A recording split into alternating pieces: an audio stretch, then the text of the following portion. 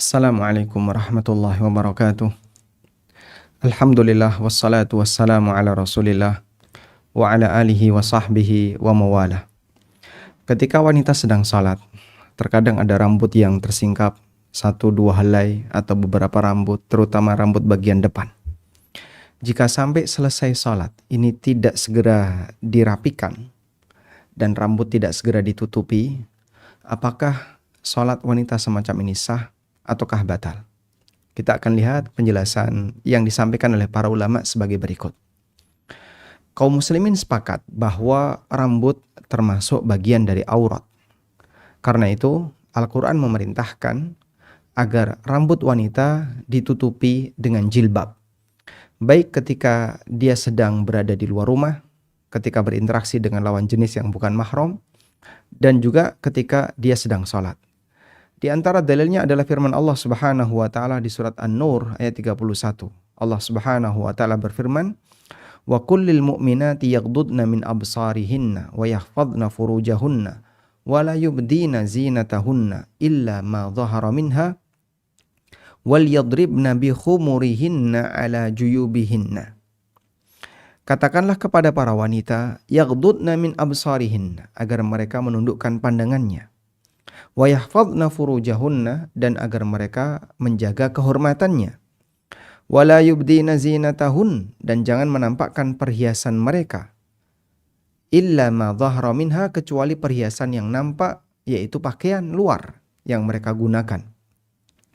Kemudian Allah Subhanahu wa taala mengatakan, wal yadribna bi khumurihinna, dan hendaknya mereka menjulurkan bi khumurihinna, jilbab mereka, ala juyubihinna, ke dada-dada mereka, ke jaib. Jaib artinya adalah tempat saku. Hendaknya mereka julurkan jilbabnya menutupi sampai ke dada mereka. Yang ini menunjukkan bahwasanya rambut termasuk bagian dari aurat. Terlebih ketika salat, para wanita harus menutupi auratnya. Karena bagian dari syarat salat adalah tertutup aurat. Dan Nabi SAW pernah menegaskan, la yaqbalullahu salata imra'atin qad hadat illa bi khimar.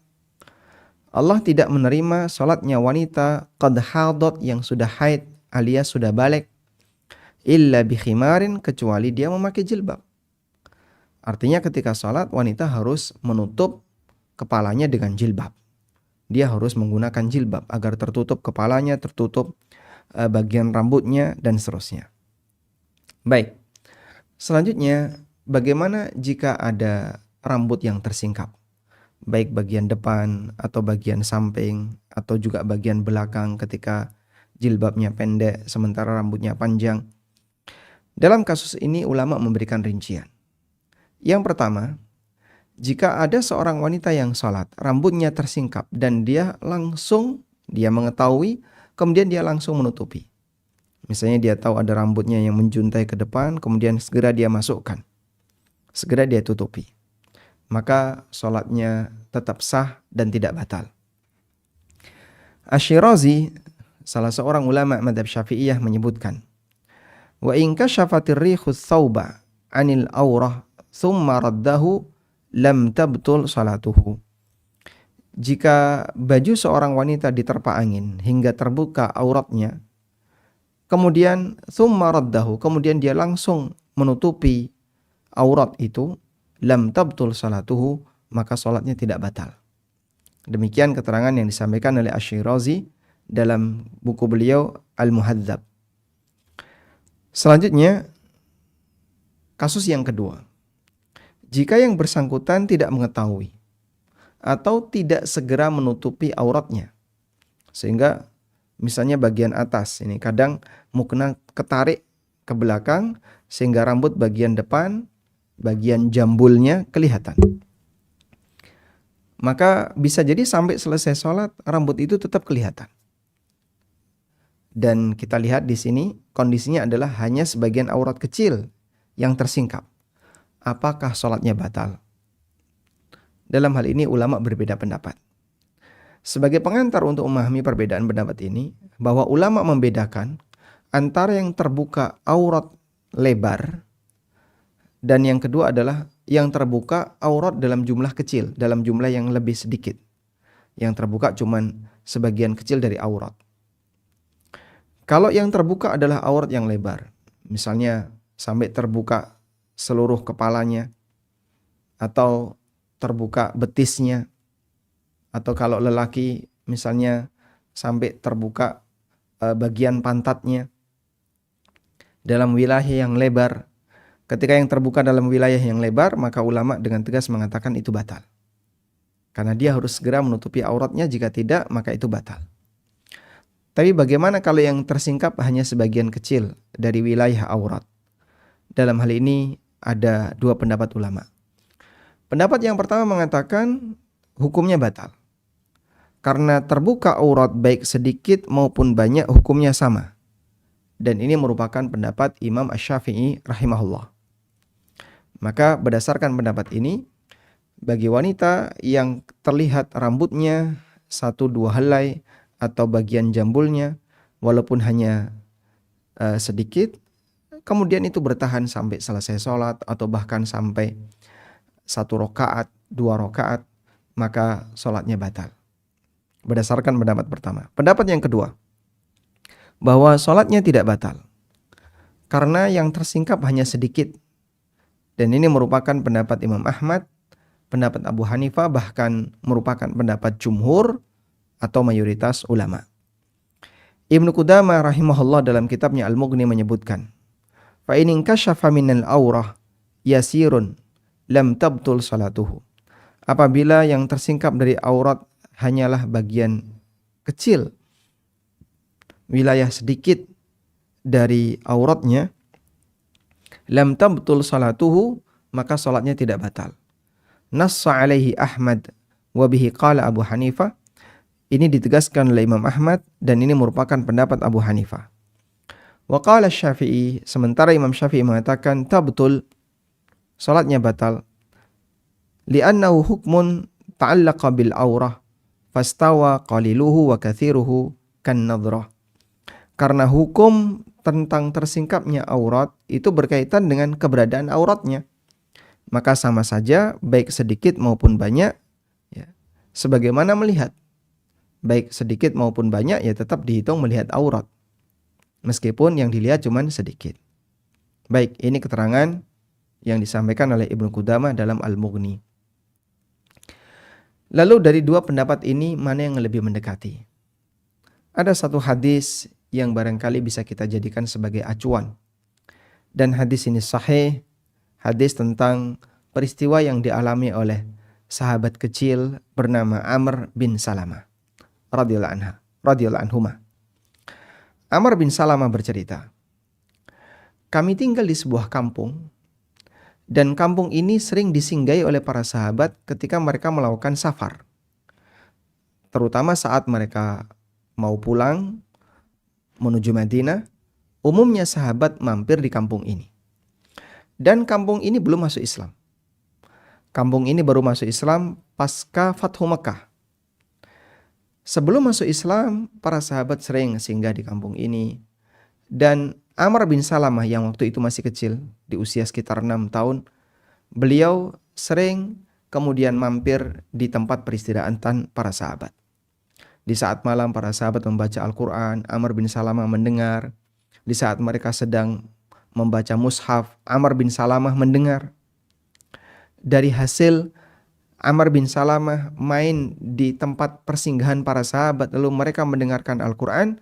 Dari situlah Amr bin Salamah menghafal sebagian ayat-ayat yang dibaca oleh para sahabat. Hingga ketika kampung ini masuk Islam, pasca Fathu Makkah, Rasulullah SAW mengajari mereka tata cara sholat.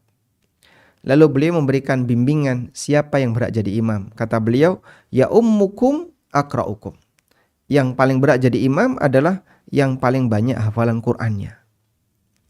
Ya ummukum akra'ukum. Yang paling berhak jadi imam adalah yang paling banyak hafalan Qur'annya. Kata Amr, sementara aku, yaitu Amr bin Salamah, adalah orang yang paling banyak hafalannya. Karena aku sering menghafal. Dari hasil tadi, beliau ketika masih kecil suka datang ke tempat persinggahan para sahabat, lalu mendengarkan bacaan Quran sahabat sampai akhirnya hafal. Aku pun mengimami mereka dengan memakai pakaian kecilku yang berwarna kuning.